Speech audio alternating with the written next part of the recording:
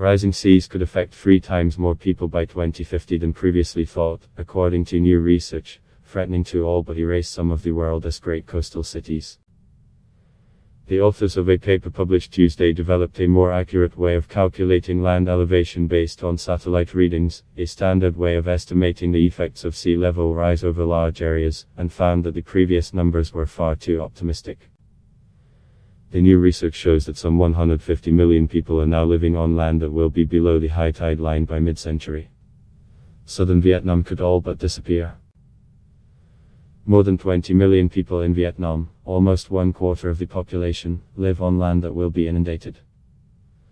Much of Ho Chi Minh City, the nation's economic center, would disappear with it, according to the research, which was produced by Climate Central, a science organization based in New Jersey, and published in the journal Nature Communications. The projections don't account for future population growth or land lost to coastal erosion. Standard elevation measurements using satellites struggle to differentiate the true ground level from the tops of trees or buildings, said Scott A. Culp, a researcher at Climate Central and one of the paper's authors. So he and Benjamin Strauss, Climate Central's chief executive, used artificial intelligence to determine the error rate and correct for it. In Thailand, more than 10% of citizens now live on land that is likely to be inundated by 2050, compared with just 1% according to the earlier technique. The political and commercial capital, Bangkok, is particularly imperiled. Climate change will put pressure on cities in multiple ways, said Loretta Heber-Girardit, a Bangkok resident and United Nations disaster risk reduction official. Even as global warming floods more places, it will also push poor farmers off the land to seek work in cities. It is a dire formula, she said.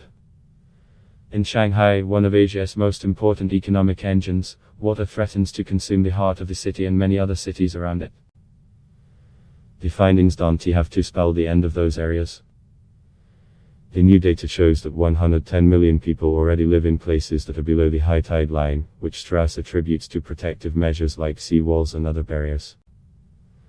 Cities must invest vastly greater sums in such defenses, Strauss said, and they must do it quickly.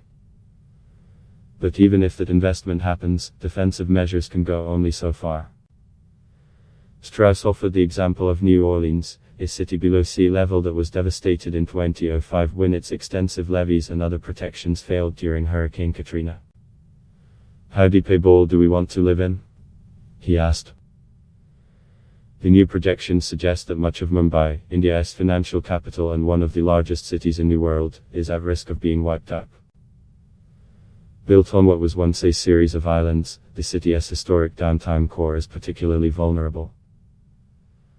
Overall, the research shows that countries should start preparing now for more citizens to relocate internally, according to Dina Ionesco of the International Organization for Migration, an intergovernmental group that coordinates action on migrants and development.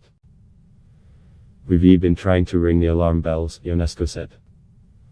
We know that it is coming. There is little modern precedent for this scale of population movement, she added. The disappearance of cultural heritage could bring its own kind of devastation. Alexandria, Egypt, founded by Alexander the Great around 330 BC, could be lost to rising waters. In other places, the migration caused by rising seas could trigger or exacerbate regional conflicts. Basra, the second largest city in Iraq, could be mostly underwater by 2050. If that happens, the effects could be felt well beyond Iraq's borders, according to John Castello, a retired Marine Corps lieutenant general who was chief of staff for our Central Command during the Iraq War.